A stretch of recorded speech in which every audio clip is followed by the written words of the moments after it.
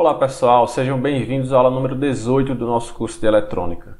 Na aula de hoje nós vamos falar um pouco a respeito da rede primária de distribuição, apresentando suas principais topologias e estruturas.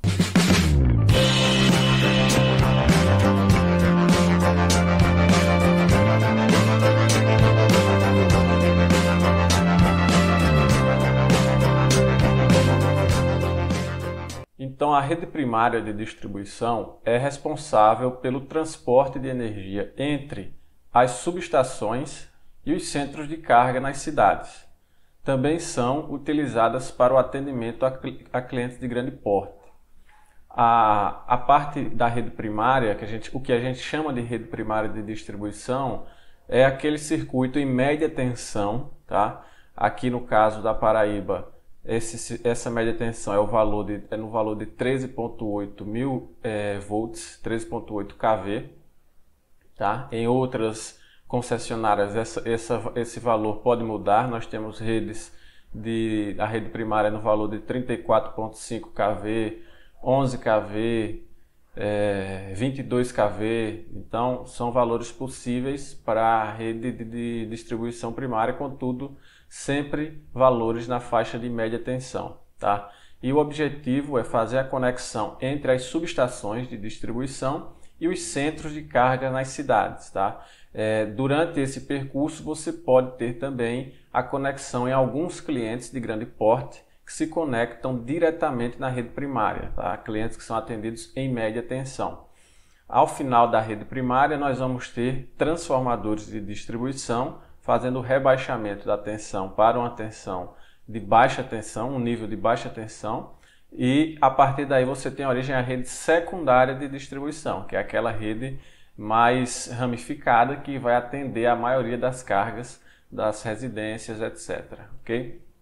A rede primária de distribuição ela pode ser classificada de diversas formas. Então ela pode ser classificada com relação à quantidade de fases, tá? Nós podemos ter redes trifásicas, que são as mais comuns, mas também podemos ter redes bifásicas ou monofásicas. No caso das bifásicas e monofásicas, elas não são tão comuns, elas são mais predominantes em áreas rurais, tá? Áreas rurais, nós já chegamos a estudar aqui no curso, nós podemos ter redes monofásicas com retorno pela terra, inclusive, aquela rede que tem apenas um único condutor de fase, né, fazendo o retorno pela terra. Ok? Mas somente em áreas rurais, sendo que a gente tem uma baixa densidade de carga. Elas também podem ser classificadas quanto à sua topologia, ou seja, a forma como o circuito da rede primária é construída. Existem algumas formas diferentes que nós vamos verificar aqui na aula. E também com relação à sua estrutura, né? Então você pode ter redes aéreas, redes subterrâneas, redes compactas. Tem diversas formas de você fazer a estrutura da rede e nós vamos verificar algumas delas aqui na nossa aula, ok? Bom, com relação à topologia da rede primária, a topologia mais simples e também a mais comum é o que nós chamamos de rede radial simples, tá? O que caracteriza a rede radial simples são um formato de circuito em que você tem apenas um único caminho para cada alimentador. Então, por exemplo, aqui você tem um alimentador, tá? Aqui você tem outro alimentador. Esse alimentador aqui, ele vai seguir de forma radial, ou seja, unidirecional, né? Até um determinado transformador de distribuição aqui. Da mesma forma, você tem esse outro, você tem aqui o que a gente chama de tronco principal do alimentador, tá? E aí você tem algumas derivações do tronco principal, tá? E aqui você tem o transformador de distribuição e na sequência aqui já seria a rede secundária. Do outro lado você tem um segundo alimentador da mesma forma, ok? Qual é a característica aqui? Você tem apenas um caminho unidirecional, né? Em qualquer local que você vai aqui, você só tem um caminho entre a subestação e a carga, tá? Então você não tem, por exemplo, a formação de uma malha aqui. Os alimentadores, que nós chamamos de alimentadores, né, são esses circuitos radiais aqui, e eles estão com um caminho unidirecional. Essa é a topologia mais simples que você pode encontrar para a rede primária, tá certo? Quais são as características dessa topologia radial simples? Nos sistemas radiais simples, cada alimentador segue um caminho distinto sem interligação entre os mesmos, como nós acabamos de ver. Eles apresentam baixa confiabilidade e devem ser utilizados em áreas de baixa densidade de carga. Por que existe baixa confiabilidade aqui dos alimentadores radiais simples? Porque, veja bem, se você tiver um problema, por exemplo, nesse transformador aqui, esse conjunto de cargas aqui que está sendo alimentado por esse ramo vai ficar desabastecido e você não tem nenhuma alternativa operativa para fazer o atendimento dessas cargas enquanto há manutenção no transformador. Então é um sistema sem redundância, tá? Você vai ter baixa confiabilidade por isso, porque você não tem como fazer manobras, como fazer correções, como fazer a alimentação de cargas de forma alternativa. É simplesmente uma única possibilidade de alimentação da carga. Se houver uma falha em algum ponto aqui desse trajeto, a carga vai ficar desatendida e você não tem possibilidades de fazer nenhuma manobra para atender aquela carga durante o período de manutenção, tá? Então é considerado o sistema de baixa confiabilidade. Ele é utilizado para atender áreas com baixa densidade de carga e que não possuam cargas de grande importância. Por exemplo, se você tem grandes hospitais, você não pode alimentar um grande hospital com um alimentador radial simples, né? Porque você precisa garantir alguma segurança, alguma redundância de alimentação para aquela carga, ok? Por outro lado, a rede radial simples apresenta vantagens. Quais são? Baixo custo, tá? Porque você tem aqui a menor quantidade de equipamentos possíveis na sua rede e também simplicidade operativa. É muito simples de você fazer a operação do sistema radial simples, até porque existe uma quantidade mínima de manobras que você pode realizar. Ok? Então a vantagem do sistema radial simples é de fácil operação e de baixo custo, e a principal desvantagem é a baixa confiabilidade que ele oferece ao atendimento das cargas. E aí surge uma pequena melhoria no sistema radial, que é o que a gente chama de radial com recurso, tá? Esse aqui é um exemplo de um sistema radial com recurso. Então você tem aqui, por exemplo, também dois alimentadores saindo aqui da subestação, tá? Nesse caso aqui você tem o primeiro alimentador aqui, o segundo alimentador aqui, tá? Aqui você tem as derivações, esse é o que a gente chama de tronco principal do alimentador, e aí você tem aqui derivações, né, desse alimentador. Esse triângulo aqui está representando os transformadores de distribuição, tá? Então você tem aqui derivações, a partir dessas derivações você vai ter o transformador, e o transformador, a partir do transformador, você tem a rede secundária que não está representada aqui, ok? E aí qual é a diferença que a gente observa aqui? Veja que ele continua sendo um sistema radial, né? Ele segue uma única direção para cada alimentador, contudo você tem em alguns pontos da rede uma chave aqui, ó. Você tem uma chave normalmente aberta, ou seja, a princípio essa chave não está fazendo nenhuma conexão, ela é normalmente aberta. Mas você tem aqui alguns pontos que você consegue, numa situação de necessidade, você conseguiria fazer a interligação dos dois alimentadores. Veja, então você pode fazer a interligação por aqui e você pode fazer a interligação por aqui. O que é que isso possibilita? Em uma determinada situação que você tenha um problema, vamos dizer, um problema de manutenção nesse alimentador aqui, na origem lá com a subestação, né? Esse religador, por exemplo, se você tem um problema de manutenção, se ele fosse um sistema radial simples, você iria perder todo o alimentador. Mas nesse caso não, nesse caso você pode vir aqui e fechar essa chave, e aí as cargas vão ficar sendo alimentadas pelo segundo alimentador, tá? Enquanto você dá manutenção aqui, a conexão fica vindo aqui não pela subestação, mas aqui pelo final do alimentador, ok? Então isso lhe dá uma possibilidade de contornar determinados problemas, as situações de contingência que nós chamamos, né? Então numa situação de contingência você tem alternativas para abastecimento da carga, tá? Qual é o requisito? Você precisa ter esse segundo alimentador, ele precisa ter capacidade, né? Ele precisa estar dimensionado para atender esse segundo conjunto de cargas. Então você não adianta, se você tiver aqui essas chaves com essa possibilidade de manobra, mas esse alimentador aqui já estiver sobrecarregado, você não vai poder fazer essa conexão de novas cargas, né? Senão você vai provocar sobrecorrente aqui nos condutores e vai causar o acionamento da proteção do circuito. Então, você tem a alternativa, mas os seus alimentadores eles precisam estar preparados para fazer esse tipo de manobra, tá certo? Então, você consegue aumentar a confiabilidade do sistema, porque você cria alternativas de manobra, certo? E aí você tem, vamos dizer assim, como ônus, né? É que você vai ter um sistema um pouco mais caro, porque veja, você aqui já aumentou o número de equipamentos, né? Aqui você já tem 2 chaves a mais, você já tem essas conexões para serem feitas. Então, você torna o sistema um pouco mais caro, porque você aumenta a necessidade da quantidade de equipamentos, e você torna também a operação do sistema um pouco mais complexa. Então, você já tem que ter os procedimentos para os momentos de contingência, você tem que ter isso mapeado. O centro de operação da distribuidora ela tem, para cada situação de contingência, quais são as chaves que devem ser abertas, que devem ser fechadas. Então, quando você constrói um alimentador com recurso, você tem que ter já os procedimentos operativos para a situação de contingência, ou seja, a operação do sistema já se torna um pouco mais complexa, não é tão simples quanto no primeiro caso, ok? Então, em resumo, no sistema radial com recurso, existem interligações normalmente abertas entre alimentadores adjacentes que podem ser da mesma subestação ou de subestações diferentes.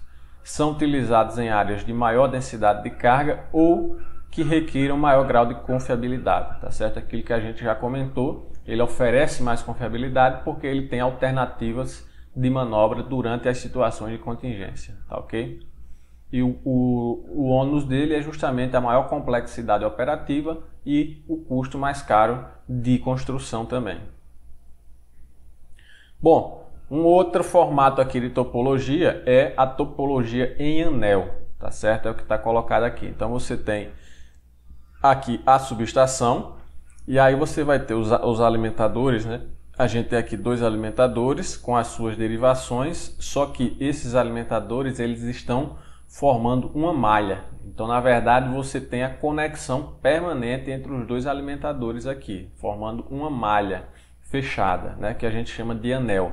Então, aqui você tem uma confiabilidade de atendimento de cargas muito maior, veja, porque você tem 2 fontes de suprimento de energia simultâneas aqui, tá? Então, as cargas que estão conectadas aqui nesse alimentador, nessa malha, nesse anel, elas podem estar sendo alimentadas por um alimentador, pelo outro ou pelos 2 ao mesmo tempo. Então você divide a carga entre os 2 alimentadores, tá? Na verdade, esses 2 alimentadores, eles vão formar aqui um anel, então não faz nem sentido chamar eles de alimentadores individuais, tá? Porque eles formam um anel fechado aqui.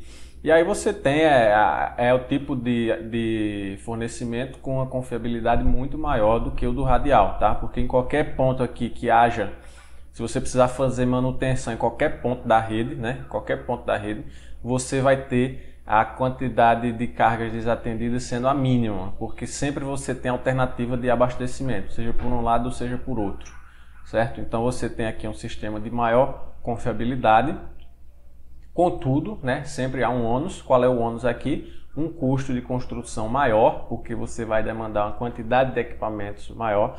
A proteção desse tipo de circuito também é mais complexa, né? O projeto de proteção é mais complexo porque você tem aqui, você vai ter sempre 2 fontes simultâneas de energia, tá? Então você não consegue determinar exatamente da onde está vindo a corrente, ela pode estar vindo dos 2 lugares para atender uma determinada carga. Isso torna o projeto de proteção um pouco mais complexo e mais caro.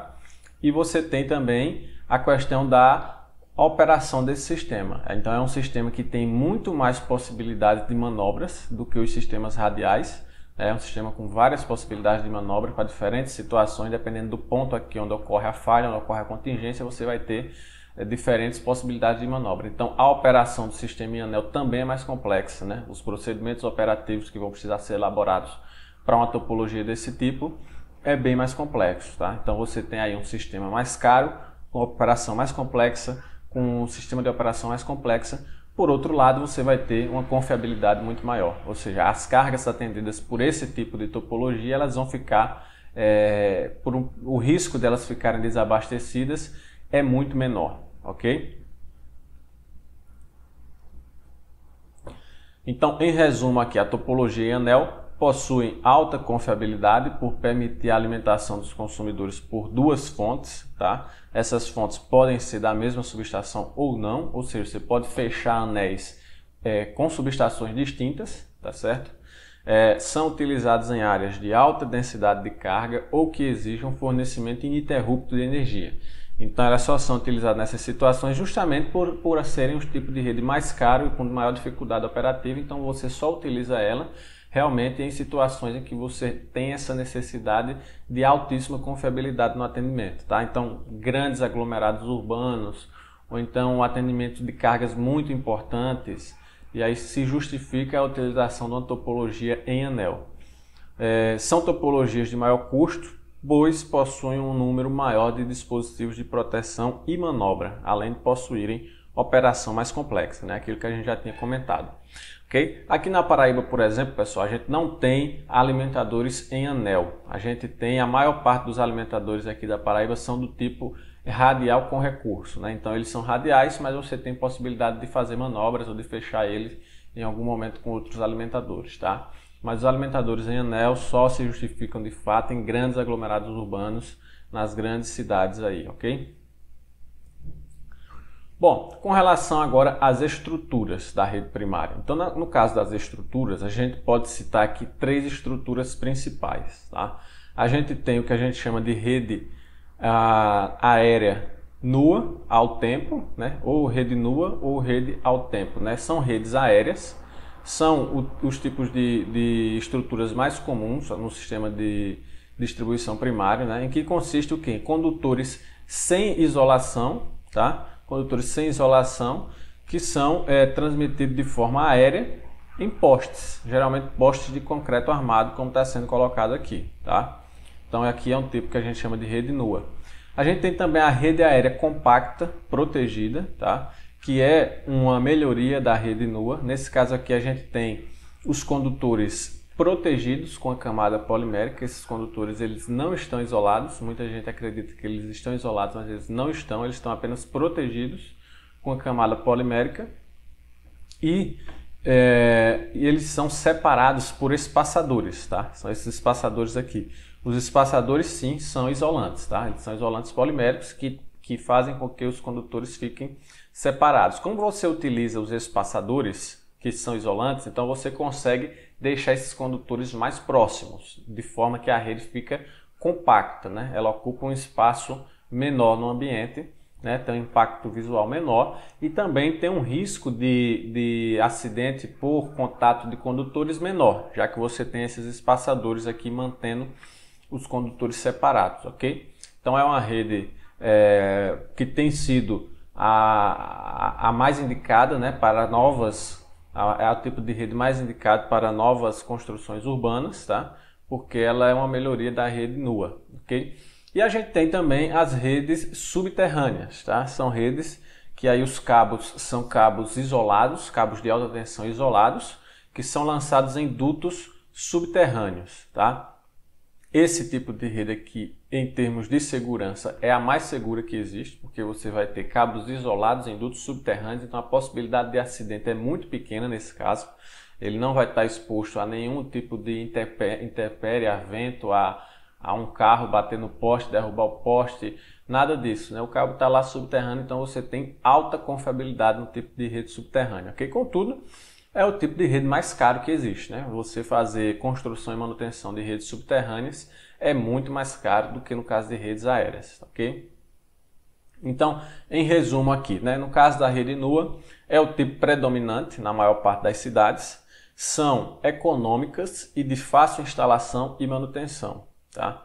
Então você tem, para você construir e dar manutenção numa rede aérea, é muito mais simples do que numa rede subterrânea, por exemplo, ok? Apresentam como desvantagem uma maior vulnerabilidade aos curtos-circuitos devido aos condutores nus, né? Então você tem ali a possibilidade de contato dos condutores que eles estão nus, sem nenhum tipo de isolação.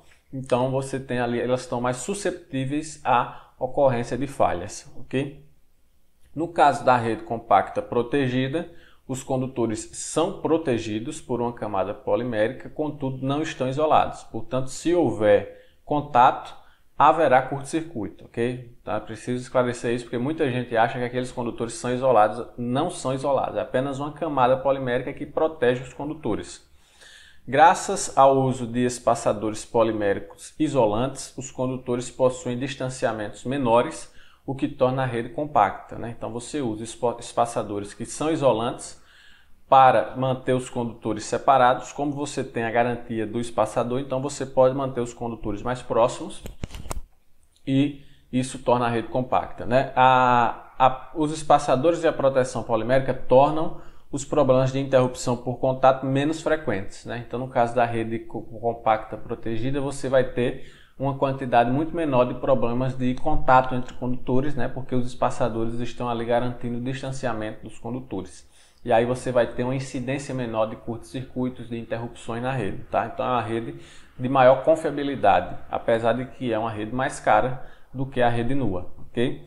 Essa estrutura compacta protegida é a indicada pela ABRAD, que é a Associação Brasileira das Distribuidoras de Energia Elétrica, como o padrão mínimo para redes urbanas, né? Então hoje, de fato, você tem as novas construções que estão sendo feitas na rede primária, elas são praticamente todas do tipo compacta protegida, né? Elas têm se tornado predominantes, contudo, ainda há uma grande quantidade de rede aérea nua, tá? Que ela vai estar sendo substituída aí aos poucos.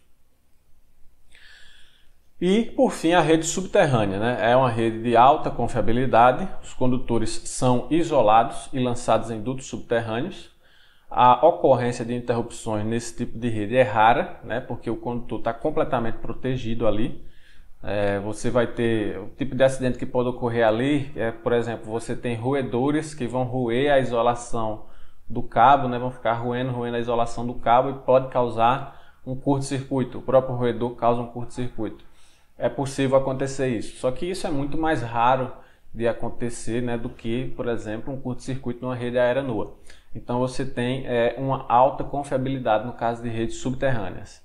Não possui impacto visual nas cidades, que é outra vantagem, né? Você tem ali ela passando de forma subterrânea, você nem vê que tem uma rede ali de distribuição. E é o tipo mais cara, né? E possui difícil manutenção e expansão. Então, para você fazer a expansão de uma rede subterrânea, você tem que escavar novos dutos, né? Se os locais em que você coloca os transformadores também precisam ser subterrâneos, então é mais caro de se fazer isso, né? É mais caro de dar manutenção também, tá? Então a sua utilização só se viabiliza em grandes aglomerados urbanos, e quando você tem realmente restrições de espaço, né, para lançar a rede aérea ali. Então você tem, por exemplo, a Avenida Paulista, né, alto aglomerado urbano totalmente verticalizado, então ali realmente é inviável colocar uma rede aérea, então você tem a rede subterrânea, tá? Você tem outros casos também de cidades planejadas, como Brasília, como Palmas, que são cidades planejadas, então os centros dessas cidades possuem redes subterrâneas, né, porque já foi planejado assim desde o início, ok? Mas não são redes comuns, tá? Redes subterrâneas não são comuns. Aqui na Paraíba, por exemplo, nós não temos nenhum caso de rede subterrânea, ok? Bom, pessoal, então essa foi a nossa aula. Falamos aí rapidamente, né, das principais características das redes primárias. Falamos aí das topologias, das estruturas. Na aula seguinte a gente vai detalhar um pouco mais as estruturas das redes aéreas, ok? Espero que vocês tenham gostado da aula. Nos vemos na aula seguinte.